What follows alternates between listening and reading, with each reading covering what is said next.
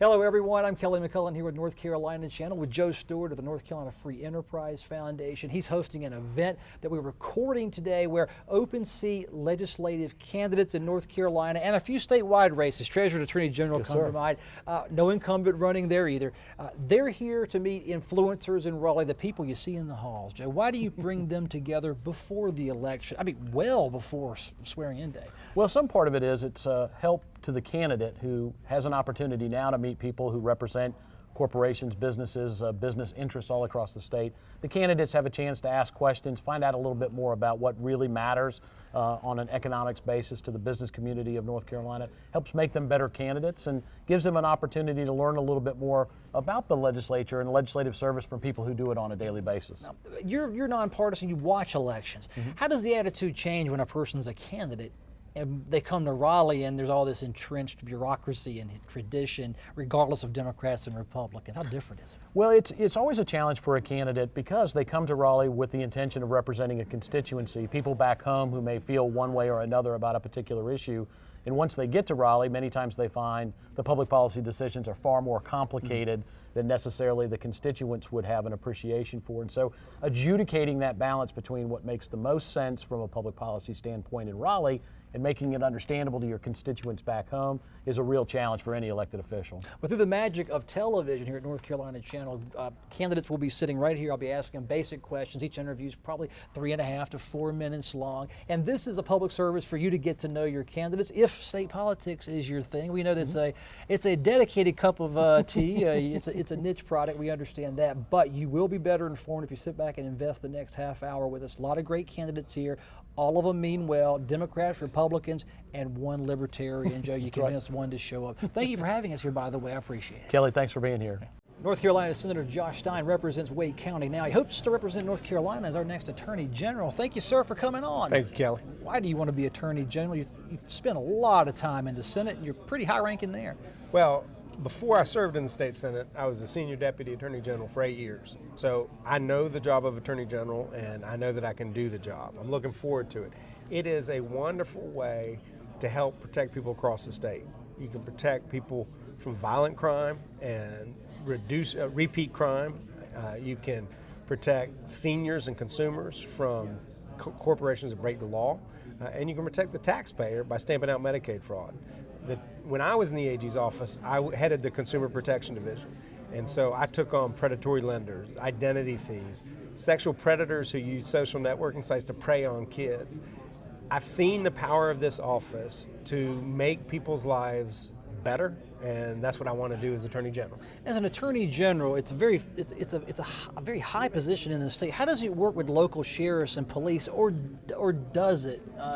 It's a confusing position for most people. You know, one thing that's changed is the legislature, in a move that I thought was a bad idea, took the SBI away from the Independent Department of Justice and put it in the governor's administration. I thought that was a bad move, but it's happened, so it's done.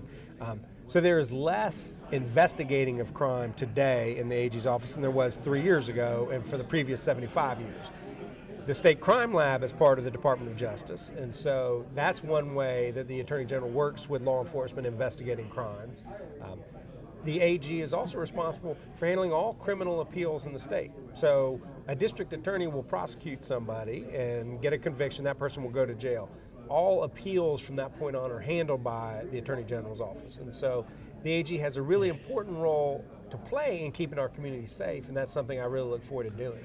We're going to see this in the gubernatorial race, probably ad nauseum, about attorney generals who can pick and choose what they want to prosecute and what they don't want to prosecute. Yeah. This issue will not pertain to you necessarily because it's already happened, but in issues like same-sex marriage, where you see attorney generals of other states either jumping into the lawsuit or not, how much discretion does an attorney general have about following what the legislature passes and wants him or her to enforce? Not much at all. I mean, the job of Attorney General is very different from the job of a legislator. So I'm in the state Senate, and when the legislature puts forward a bill, I stand up and say, I think this is a good idea or a bad idea, and then I vote accordingly. The job of the AG is different. The job of the Attorney General is to defend the state. And it's to represent the people in matters where they can initiate litigation, like taking on a predatory lender that's taking advantage of North Carolinians. But if the state gets sued, then the AG defends the state. And so that's what I will do. And that's the job of a lawyer, to represent their client and do the best they can for the taxpayer. And that's what I'll do. If you get elected, do you see yourself being a high-profile attorney general? Because some really excel in that public sphere. I think of New York. Yeah. I think of Elliot Spitzer, pre all the problems he had. Very high-profile and effective, quite frankly. Or do you see yourself more as the bureaucrat, the person who keeps the gears of justice running in the state? I see myself as doing a conscientious job on behalf of the people. I want to help people make the best lives for themselves as they can here in North Carolina. And I will do it in whatever way I can do most effectively. I am not looking to score cheap political points. I think that's not healthy. The office certainly shouldn't be a partisan office. Okay, 2-minute warning, 2-minute warning. It shouldn't be a partisan office, and I think that to do the job well, you need to just be conscientious and not try to make it something political when it really shouldn't be. Josh Stein, current state senator, hopes to be Attorney General from the Democratic Party. Good luck on the campaign trail, sir. I wish every Republican, Democrat, Libertarian willing to do that job on the campaign trail. Good luck, safe travels, sir. Thank you, Cal. They appreciate it.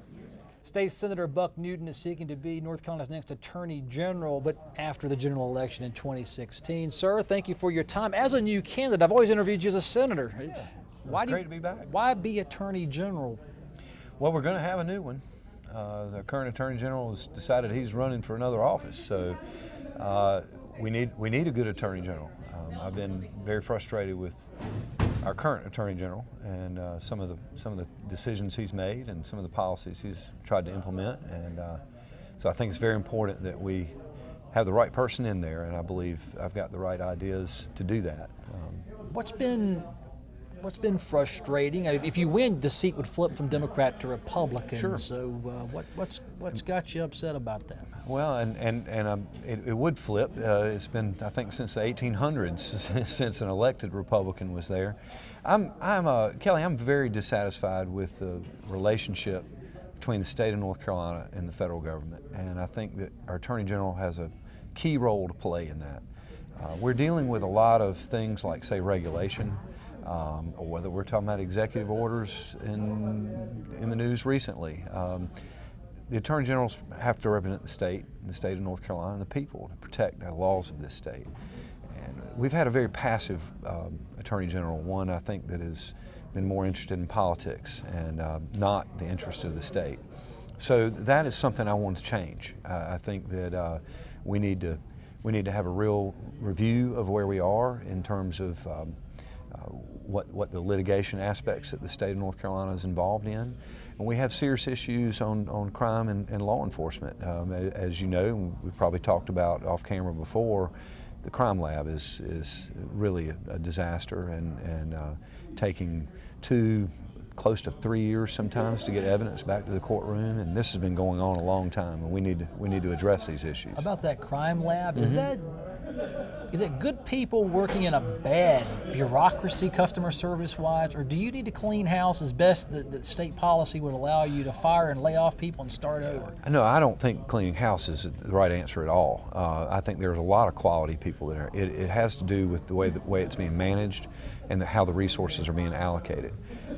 There have been some improvements, and there are some real challenges with some of the court rulings that we've had that have come down from the U.S. Supreme Court. I think they're appropriate, but about analysts having to testify in person and things like that, and we have to figure out how to work through those things. It's going to require resources, many of which the legislature is already giving, but it's also going to take reprioritization of things and a new direction of management, and I'm looking forward to starting that.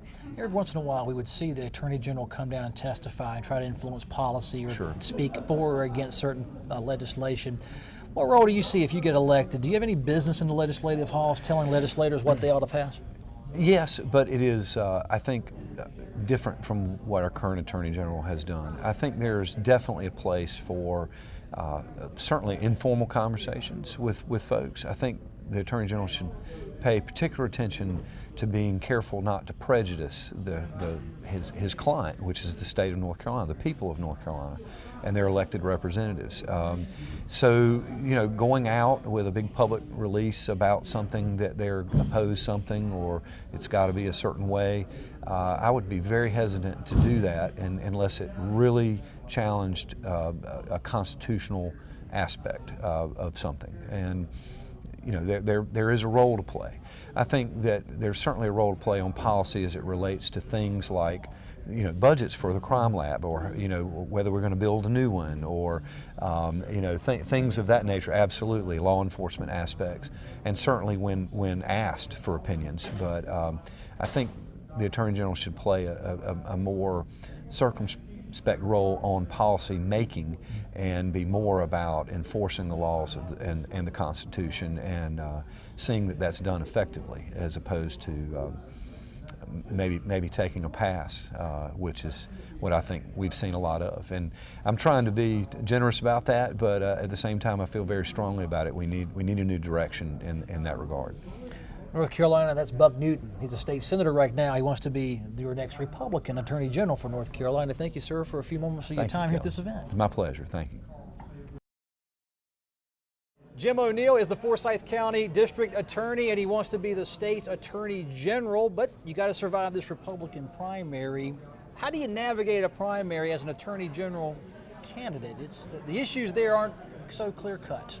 Well, I think what you have to try to explain to people is that in order to be the top law enforcement agent in the state, which is the Attorney General, you need to be a top law enforcement agent somewhere in the state.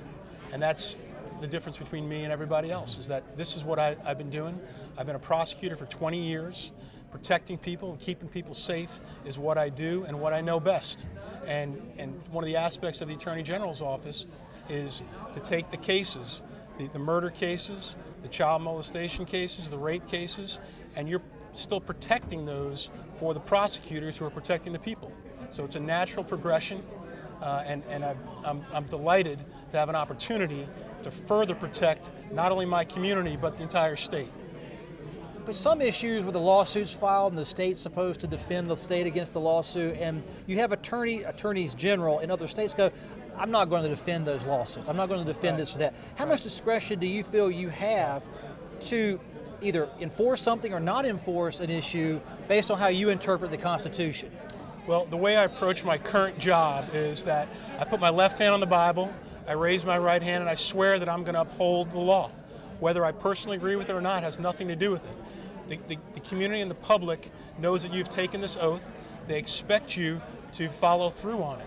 And so I think when you approach the Attorney General's office in the same manner, which is the legislature has passed a law, it's your job and your sworn oath to defend that law, you do it.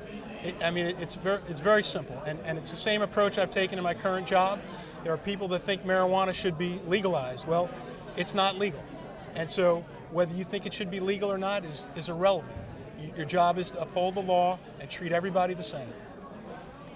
What kind of condition is the Attorney General's office in? I'm saying that as a Democrat's in the seat and you're a Republican, but if you walk in, there's a whole team of people that will be there that Roy Cooper will leave behind. Assess the structure. Is it working well? How is the state poised going into 2017 after the general? Well, one of the main areas that we need to improve is the lab. Okay, the state crime lab is taking year, 18 months, 24 months to get results back in rape cases and murder cases, and that's just not fair to anybody involved. It's not fair to the victims, and it's not fair to the people who believe they've been wrongly accused. And so what we've done in Winston-Salem to try and help resolve this issue is we took the steps of contracting out with a private lab, NMS Labs out of Philadelphia, and they are taking our cases now, and we're getting 5-day turnarounds. And that's really what North Carolinians deserve. You know, we are a growing state. We're one of the 10 most populous states right now, and we deserve better. And we got to do a better job in terms of keeping people safe. How does a service in the state, if Crime Lab, for instance, go from I have to wait 12 months for my evidence versus 5 days? How does that happen from your experience? Because it sounds like it's a dramatic turnaround. Well, it's a dramatic turnaround, but it's all about getting the proper funding so that the lab can work the way it should. In terms of competitive salaries, when you think about our state crime lab and the wonderful agents that work over there, they can go across the street and make 20% more than what they're currently earning. And so that's why we're spending all this time training people, getting them up to speed, and then they're right for picking from the private practice. So we have to become more competitive in how we're paying those agents. Jim O'Neill, current Forsyth County District Attorney, seeking the Republican nomination for North Carolina Attorney General. Thank you, sir, for your time. Yes, sir. Brenden Jones is a Republican from Tabor City, which is Columbus County, seeking the open seat down there for House, being vacated by Representative Waddell, who's not seeking re-election. Mr. Jones, what's happening down there? It's a quiet part of our state. Pop on the radar too much, but you're rural folks. Well, we're home of the yams, so we're a big ag industry. We're looking to recruit anybody we can down that way. We're a great place to live. We're near the beaches, close to Wilmington, right at the port, so we have a lot to offer the state. So what do you bring into Raleigh if you can get elected? Where do you want the General Assembly to start focusing to help your folks out? Well, one thing I think that we can bring to the General Assembly that we don't have a lot of right now is small business leaders. I'm fortunate enough to be an owner of 3 different businesses down in our local area, and I think that mindset will play great in the General Assembly in the 17th session. We're a numbers guy. We can figure out how to put those numbers down on paper. We can certainly help with budgets and stuff like that. Tell me about the urban-rural divide when it comes to policy making in Raleigh. In some cases, that's a little bit more contentious than Republican-Democratic debates on certain issues. Well, it is. There's almost 2 North Carolinas. There's a rural and there's an urban. So you've got to have a guy with a loud voice that's willing to stand up for those rural areas. I would be that guy. Over your way, it may not apply to Columbus County so much, but you know the film tax credits are a big idea, and a lot of Democrats and Republicans haggle over that, whether it's a good idea, good policy. Historic preservation tax credits big in the rural areas Absolutely. too. Tax credits, does that fit in the Republican ideal for you, or is there a better way, or is that the way to go? Well, you have to look at every avenue. You just got to look what works for your area. Tabor City is actually going to benefit from the historic tax credits. We're working on that, getting part of our downtown zoned for that, to be sure that we can get on that and use that for more development in our town. Sometimes you just have to really look outside the box to figure out what works best for the community and the state. How engaged is your population with what's going on in Raleigh? What kind of representative was the former incumbent? Is there something you want to do differently other than represent a different party? Well, and it's certainly not about parties. What we can bring to the table that Representative Waddell could not is we've had the relationship with the leadership.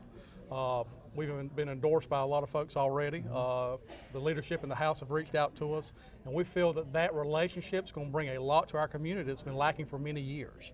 You say that someone with a loud mouth needs to go up represent the rural parts of the state, or at least you're part of it. How do you handle that on day one? Because freshman legislators generally are humble, some of them are, and do you see yourself following that tradition or doing what you say is, I'm going to be vocal right out of the gate? Well, I'm going to be vocal right out of the gate. We ran last time, came up just a little bit short, so we have developed a lot of relationships. I'm real comfortable with those guys already.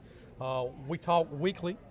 So I feel that I can voice my opinion with those guys without any repercussions, and they understand where I'm coming from, and they know my desire and my passion to bring stuff to my community, and I think they're really going to respect us for having that voice. There's a different brand of Republican and Democrat, especially Democrat down in rural North Carolina these days. It's probably to the more urban, like urban liberal. They're proud of that. How do you peel off Democratic votes? Because a Democrat does sit in that seat. We're home of the Jesse-crats. Liberalism is something that our folks aren't familiar with. It's more of a tradition of how they voted. I think the important thing for us is the message we pushed last time. We only came up 6 points short as an unknown. And we have constantly stayed with that message, and we've pushed that message, and the folks really believe that we're going to bring a change, and we are going to bring a change. It's not so much about Republican or Democrat as it is the heart of the person running for office. We'll end on that note. Brenden, thank you so much. Good luck on the campaign Thank trail. you, I wish no matter Republican, Democrat, Libertarian, safe travels. Thank you, sir. And we'll see you on the trail. Thank you. Tom Howell is a candidate for House out of Columbus, mostly in Bladen County, being from Bladen Borough. Thank you, sir, for coming to Raleigh and sitting down for us for a few moments. From the Libertarian perspective, there's not one in the General Assembly. Yeah, no. What would you bring? What would I bring? Well, the Libertarian philosophy is to promote individual rights. So any legislation we look at, any regulation we look at, we're going to look at it from that point of view. How does this promote an individual's rights? And also, how does it promote businesses being able to operate freely in the marketplace? We're going to look at reducing any superfluous regulations that are there. They've done some good work in the General Assembly the last year in reducing corporate tax rates and so forth. That needs to be continued. We don't believe in targeting special industries for special tax breaks. We think that the environment should be level all across the field so that we bring in lots of different varieties of businesses that can compete with each other and the best ones survive. That brings a lot more growth to everybody in the state, a lot more growth to our revenues. It allows us to continue to lower corporate rates, individual rates, property tax rates, sales tax rates, and make North Carolina the state where everybody wants to come and do business rather than run away from. You know, I want to ask you, North Carolina specifically, they've conducted tax reform, they've done things, even you admit some good work from your perspective. That's Democrats correct. would disagree.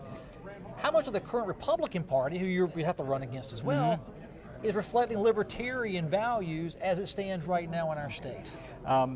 Libertarians and Democrats are like two sides of the same coin. They argue about different things, but they all want to find ways for government to do things. We want to find ways to get government out of doing things and let individuals and businesses operate more freely. So you think Republicans and Democrats are closser together than Libertarians and Republicans, which is where they always say you'll spoil the Republican. That's what they say, yes. I consider us fiscally conservative, socially moderate, and constitutionally stringent. And that's the way we're always going to look at things. As a Libertarian, if you pull off the upset, quite candidly, a grassroots campaign you say you're running, how fundamental would you be recommending change to North Carolina, or do you go with the flow? Well, you have to go with the flow a little bit. I'm not going to think that I can go in there as one person in the General Assembly and change everything. But I can make my point of view heard and influence it wherever possible. And I don't have to work with just Democrats or just Republicans. I don't have to be pressured into following a party line. So whoever has the best idea is where I can throw my support. What issues do you need to get to Raleigh and discuss on day one? Some is education, some is jobs. It's all vague, but yeah, there's several of them. I want to continue with tax reform and making North Carolina a more business-friendly place to be. As far as education goes, I'm a big believer in parents and children deciding about their education. I think the money should follow the child. Publicly fund, but let the child and the family choose where they go to Child school. and the family choose where they're going. A voucher program would be nice to have. I want more competition in the school system. I saw a program on TV a while back where they interviewed the CEO of Apple. He said he has 1 million jobs in China because they can fill stadiums full of machinists and we can't fill a room full. That's where we need to be looking, because we need to get the economy in the United States, North Carolina as well, back where it's not 70% consumer spending. We need 50, 55, 60% manufacturing to sustain growth in any economy. If you're down in Columbus County and parts of Bladen, that's the Waddell seat, I understand. Yes. You can see Tom Howell. Well, do you win the primary? Are you the only Libertarian? I'm the only Libertarian. Okay, There's one Libertarian, one Democrat, and one Republican. We're not even going to have a So primary in the race. general, you'll see Tom Howell's name on the ballot down there, folks. Thank you so much for a few minutes of your time. I appreciate it. Thank you. Thank you. Rick Horner is a Republican out of Wilson County, and he hopes to replace current State Senator Buck Newton, who wants to be Attorney General, so he's retiring. You don't have to beat Buck, you just got to follow him. That's right, and it's big footsteps to follow. Buck's done a good job for our district. You know, a lot of issues out of Wilson County. Where do you start when you get to the state Senate, and what do you try to push on Mr. Berger to listen to you on?